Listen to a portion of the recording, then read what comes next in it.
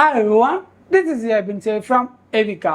നിങ്ങൾക്ക് മലയാളത്തിൽ എക്സ്ക്ലൂസീവ് ആയിട്ടുള്ള എല്ലാ ആപ്പിളിൻ്റെ അപ്ഡേറ്റ്സ് ന്യൂസ് പറയാനുള്ള ഏറ്റവും അവസാനത്തെ solution Apple news with AB. So ഈ ഒരു വീഡിയോയിൽ കുറേയധികം പുതിയ കാര്യങ്ങൾ നമ്മൾ സംസാരിക്കുന്നുണ്ട്. എന്തായാലും ഫുള്ളായിട്ട് കാണുക. അതേപോലെ നമ്മുടെ ആപ്പിളിൻ്റെ ഇൻസ്റ്റാഗ്രാമിൻ്റെയും അതേപോലെ ടെലിഗ്രാം നിങ്ങൾ ജോയിൻ ചെയ്തില്ലെങ്കിൽ എന്തായാലും ഇപ്പോൾ തന്നെ ജോയിൻ ചെയ്യുക. ലിങ്ക് ഞാൻ നമ്മുടെ ഡിസ്ക്രിപ്ഷൻ ബോക്സിൽ കൊടുത്തേക്കാം. സോ ദിസ് ഇസ് എബിൻ സേവ്യ ഫ്രം എവിക്ക. ഏറ്റവും ആദ്യത്തെ അപ്ഡേഷൻ എന്ന് പറയുന്നത് നമ്മുടെ iOS 8 ബീറ്റ 2 ഇപ്പോൾ ആപ്പിൾ റിലീസ് ചെയ്യുന്നുണ്ട്. ഈ പറഞ്ഞ ആൻഡ്രോയിഡും ഐഫോണുമായിട്ടുള്ള വലിയൊരു പ്രശ്നമായിരുന്നു RCS, അതായത് റിച്ച് കമ്മ്യൂണിക്കേഷൻ സർവീസ് ഉണ്ടായിരുന്നില്ല എന്നുള്ള ആ ഒരു ഓപ്ഷൻ നമ്മുടെ iOS 8 ബീറ്റ 2 ആപ്പിൾ കൊണ്ടുണ്ട്. അതേപോലെ കുറേയധികം അപ്ഡേഷൻസും ആപ്പിൾ കൊണ്ടുണ്ട്. സോ അതിൻ്റെ ഒരു ഡീറ്റെയിൽഡ് വീഡിയോ നമ്മുടെ ചാനൽ ചെയ്തിട്ടുണ്ട്. വീഡിയോ ലിങ്ക് ഞാൻ നമ്മുടെ ഡിസ്ക്രിപ്ഷൻ ബോക്സിൽ കൊടുത്തിട്ടുണ്ട്. എന്തായാലും ചെക്കൗട്ട് ചെയ്യാം. അതേപോലെ AirPods second generation, third generation, AirPods pro first generation, second generation, അതേപോലെ എയർപോഡ് മാക്സ് എന്നിങ്ങനെ 5 എയർപോഡ്സിനും പുതിയ മോഡേൺ ഫേംവെയർ ഉണ്ട്. സോ നിങ്ങൾക്ക് അത് അപ്ഡേറ്റ് ചെയ്യണമെങ്കിൽ എന്തായാലും അപ്ഡേറ്റ് ചെയ്യുക. നമ്മുടെ ഈ പറഞ്ഞ ഐഫോണും വാച്ചും മാക്കൊക്കെ അപ്ഡേറ്റ് ചെയ്യുന്നില്ല, ഫോഴ്സ്ഫുള്ളി നമുക്ക് ചെയ്യാൻ പറ്റില്ല. ഈ പറഞ്ഞ ഐഫോണിൻ്റെ അടുത്തേക്ക് ജസ്റ്റ് നിങ്ങൾ കൊണ്ടുവന്ന് വെച്ചാൽ മതി. ഓവർനൈറ്റ് ഒക്കെ ആകുമ്പോഴത്തേക്കും ഓട്ടോമാറ്റിക്കലി അത് തന്നെ അപ്ഡേറ്റ് ആയിക്കോളും. അടുത്തൊരു മാറ്റം എന്ന് പറഞ്ഞാൽ iPhone 16 Pro എടുക്കാൻ പോകുന്ന കൂട്ടുകാർക്കാണ്. കാരണം ആ iPhone 16 Proൻ്റെ ക്യാമറക്ക് 4 മേജർ മാറ്റങ്ങളാണ് വരാൻ പോകുന്നത്.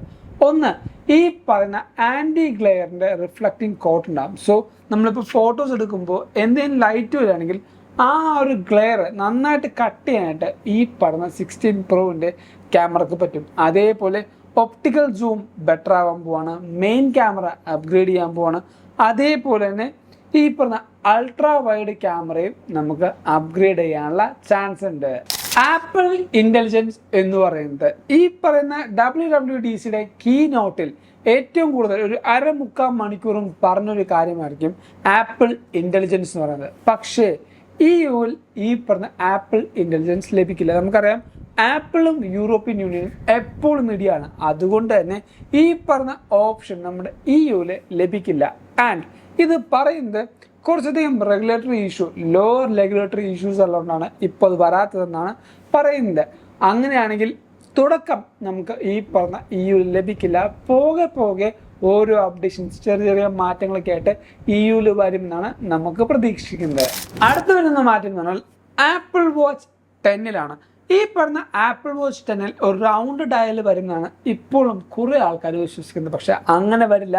കാരണം അങ്ങനെ വരികയാണെങ്കിൽ ഇപ്പോൾ എക്സിസ്റ്റിംഗ് ആയിട്ട് നിൽക്കുന്ന സാംസങ് ഗിയറും അങ്ങനെ കുറേയധികം വാച്ചുകളായിട്ട് കമ്പയർ ആവണം, അല്ലെങ്കിൽ അതായിട്ട് സിമിലർ ആയിപ്പോൾ സാംസങ്ങിൻ്റെ ഒരു കാര്യം വരുന്നുണ്ട്, ഞാൻ എന്തായാലും അവസാനം പറയാം. സോ ആ ഒരു ഷേപ്പിലേക്ക് വരില്ല. ഇപ്പോൾ നമുക്കുണ്ട കറണ്ട് ഈ പറഞ്ഞ ഷേപ്പിൽ തന്നെയായിരിക്കും ആപ്പിൾ വാച്ച് 10 വരാൻ പോകുന്നത്. പക്ഷേ ഒരു 2mm വലുതായിട്ടായിരിക്കും ഈ ഡയൽ വരാൻ പോകുന്നത്. ഈ പറയുന്ന ആപ്പിൾ വാച്ച് 10 നമുക്ക് 2 പുതിയ സീരീസ് വരാനാണ് ചാൻസ്. ഇപ്പോൾ കണ്ടിന്യൂസ് ആയിട്ട് വരുന്ന 41mm എന്നുള്ള മോഡൽ, ചെറിയ മോഡൽ ആപ്പിൾ ഡിസ്കണ്ടിന്യൂ ചെയ്തിട്ട് 45mm 47mm എന്ന് പറയുന്ന 2 പുതിയ ഡയലിലേക്ക് ആപ്പിൾ മാറാനുള്ള ചാൻസ് ഉണ്ടെന്നാണ് നമുക്കിടുന്ന റിപ്പോർട്ട്. അതേപോലെ ആപ്പിൾ വാച്ചിൻ്റെ കാര്യമുണ്ട്. ഇപ്പോൾ സാംസങ്ങിൻ്റെ ഒരു കാര്യം ഞാൻ മെൻഷൻ ചെയ്തു. എന്താണെന്ന് ചോദിച്ചാൽ ഉളുപ്പുണ്ടാ നിങ്ങൾക്ക്, കുറച്ചെങ്കിലും ഉളുപ്പ്. എല്ലാവരും പറയുന്നുണ്ട് ആപ്പിൾ സ്ലോ ആണ്, ആപ്പിൾ എല്ലാവരും ഇറക്കിക്കൊണ്ടാണ് ഇപ്പോൾ ആപ്പിൾ ഓരോ ഫീച്ചേഴ്സ്, ഇപ്പോൾ ഓൾവേസ് ഓൺ ഡിസ്പ്ലേ ആയിക്കോട്ടെ, AI ആയിക്കോട്ടെ, എല്ലാ കാര്യങ്ങളും കൊണ്ടുവരുന്നുണ്ടെന്ന് പറയുന്നുണ്ട്. പക്ഷേ ഞാൻ ഒരു കാര്യം ചോദിച്ചോട്ടെ, ഓപ്പണായിട്ട് ഈ പറഞ്ഞ AI വന്നിട്ടുണ്ട്.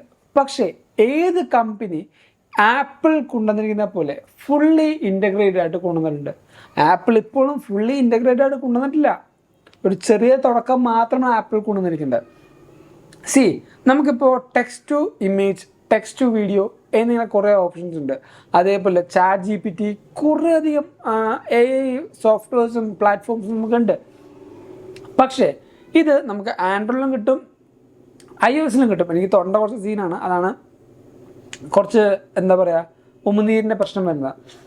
എന്നാലും ഈ പറഞ്ഞ AI നമുക്ക് ഐഫോണിലും കിട്ടും, ആൻഡ്രോയിഡിലും കിട്ടും. പക്ഷേ ഏത് ഡിവൈസിൽ ആ ഒരു ഡിവൈസിൻ്റെ ഉള്ളിലേക്ക് ഓരോ ആപ്സിൻ്റെ ഉള്ളിലേക്ക് ഇറങ്ങിച്ചെന്ന് ഈ പറഞ്ഞ AI യൂസ് ചെയ്യാൻ പറ്റും.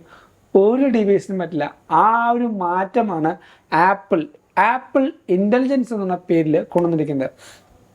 ഫോട്ടോസ് ആപ്പ്, മെയിൽ ആപ്പ്, നമ്മുടെ കോണ്ടാക്റ്റ് ഇൻഫോ, അതേപോലെ പേഴ്സണൽ കോണ്ടാക്ട്സ്, ഈ പറഞ്ഞ എല്ലാ കാര്യങ്ങളും യൂസ് ചെയ്തുകൊണ്ട് നമ്മൾ ആപ്പിൾ ഇൻ്റലിജൻസോട് ചോദിച്ചാൽ ഫോൺ ഫുള്ള് പരതി നമുക്ക് അതിൻ്റെ ആൻസർ കൊണ്ടുവന്ന് തരും.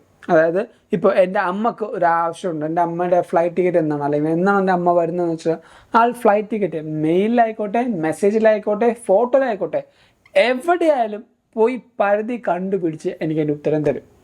സോ AI കൊണ്ടുവന്നിട്ടുണ്ട്. ഇത്രയും നാളായിട്ട് AI എന്ന് പറയുന്ന വലിയൊരു ലോകം നമുക്ക് ചുറ്റുമുണ്ട്. പക്ഷേ നമുക്ക് യൂസ്ഫുൾ ആവുന്ന ഒരു ടൂളായിട്ട്, അല്ലെങ്കിൽ നമുക്ക് ഏറ്റവും കൂടുതൽ ആ ഒരു ടൂള് യൂസ് ചെയ്യാൻ പറ്റുന്ന രീതിയിലാണ് ആപ്പിൾ iOS 18 കൊണ്ടുവന്നിരിക്കുന്നത്.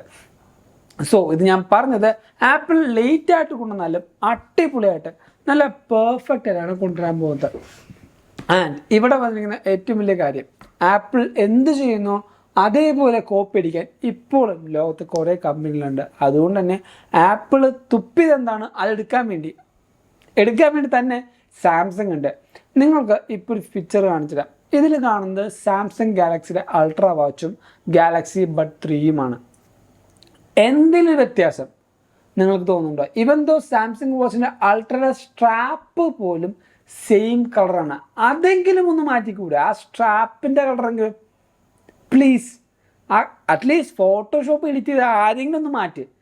എന്ത് കളറാണ്? കറക്റ്റ് പക്ക ഓറഞ്ചിലാണ് ഈ പറഞ്ഞ സാംസങ്ങിൻ്റെ ഈ വാച്ച് അൾട്രാ കൊണ്ടുവന്നിരിക്കുന്നത്. ബഡ്സും ഏത് ആംഗിൾ നോക്കിയാലും അത് തന്നെയാണ് നോക്കേണ്ട ഉണ്ണി, ഞാൻ തന്നെയാന്ന് പറഞ്ഞുകൊണ്ടാണ് ആപ്പിളിൻ്റെ ഈ പറഞ്ഞ ഈ എയർപോഡ്സ് 3യും അതേപോലെ ബഡ്സ് 3യും ഇരിക്കുന്നത്. ഈ ഒരു മാറ്റം ആരും പറയരുത്. ഈ ഒരു കൊണ്ടുവരുന്ന ഒരു ചളുപ്പില്ലാത്ത കാര്യങ്ങളൊന്നും ഒരാൾക്കാരും പറയരുത്. ഇതൊക്കെ ആൾക്കാർ കൊട്ടുഘോഷിക്കാതെ വെറുതെ അടച്ചു വെക്കും. ആപ്പിൾ ഇപ്പം എന്തെങ്കിലും ചെയ്താലോ എല്ലാവരും കൂടെ എടുത്ത് തലയിൽ വെക്കും. ഞാൻ പറഞ്ഞുള്ളൂ, ഇതെല്ലാവരും ഒന്ന് ഓർത്തിരിക്കുക.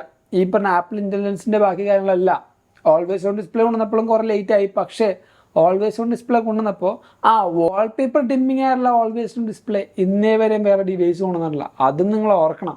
സോ ഞാൻ പറഞ്ഞതെന്ന് മാത്രമുള്ളൂ. ഇനി അടുത്തൊരു ന്യൂസ് എന്ന് പറയുന്നത് ജർമ്മനിലുള്ള കൂട്ടുകാർക്കാണ്. ഇപ്പോൾ എൻ്റെയും നിങ്ങളുടെയൊക്കെ ഫ്രണ്ട്സും കൊളീഗ്സും ഫാമിലി മെമ്പേഴ്സും എല്ലാവരും ജർമ്മനിക്ക് പഠിക്കാനും വർക്കിനൊക്കെ ആയിട്ട് പോകുന്നുണ്ട്. സോ അവർക്ക് ഇനി മുതൽ ഈ പറഞ്ഞ ഐഫോൺ യൂസ് ചെയ്ത് ടാപ്പ് ആൻഡ് പേ പറ്റും.